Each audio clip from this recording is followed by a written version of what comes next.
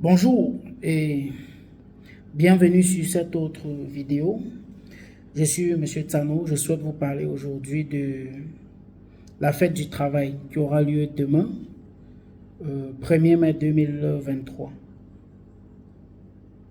qui historiquement est une journée de déclenchement d'une grève qui a été suivie par plus de 400 000 salariés dans la ville de Chicago, aux États-Unis, et qui de nos jours est curieusement devenue une fête. Je rappelle que la fête du travail, le 1er mai, concerne les travailleurs relevant du code du travail, dont les fonctionnaires n'en font pas partie. Donc vous n'allez pas voir les médecins, les enseignants, les policiers dans la fête du travail. Elle concerne essentiellement les salariés, les employés relevant du code du travail, qui pour la plupart sont du secteur privé. Voilà. Ma préoccupation est de savoir si les conditions des travailleurs dans notre environnement, dans notre pays, en Afrique en général, permettent que le travailleur ait un jour de fête. Pour ma part, je pense que le capitalisme a enfermé le salarié et au lieu que le 1er mai, le salarié réfléchisse sur ses conditions de travail, le gars se retrouve prisonnier d'un tricot, de quelques bouteilles d'alcool et de quelques plats de nourriture. Alors que nous observons bien, ici à Douala par exemple, qu'il y a des employés qui n'ont pas seulement de problème de salaire.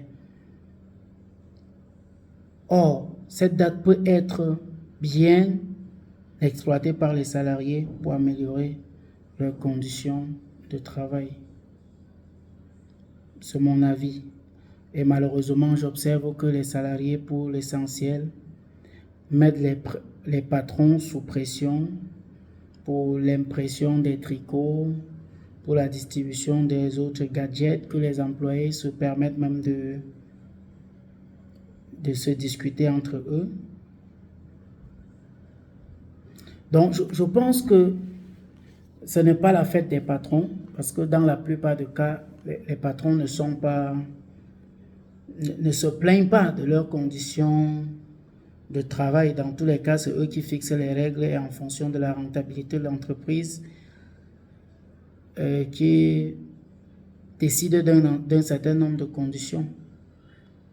Sauf que les salariés de leur côté n'ont pas suffisamment pris conscience que cette journée devrait être utilisée pour améliorer leur cadre de vie.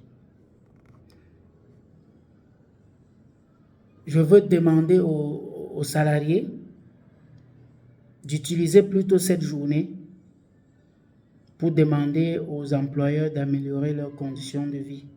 Le budget consacré au tricot, à la nourriture, aux alcools, aux divers alcools, peut bien être utilisé pour améliorer les conditions de vie au travail. Il y a des bureaux où il n'y a pas de toilettes, où ce qui est appelé toilette par exemple est pratiquement inutilisable.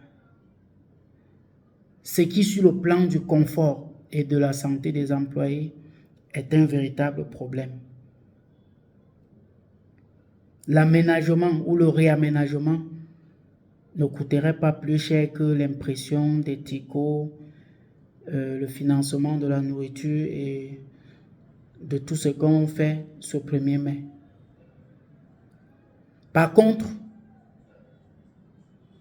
ceux qui ont le sentiment d'être bien payés, d'être bien rétribués, qui ont le sentiment d'avoir produit de bons résultats et qui sont dans un environnement à peu près acceptable pour faire leur travail,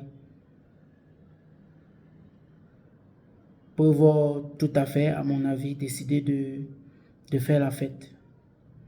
Mon problème, c'est au niveau de la généralisation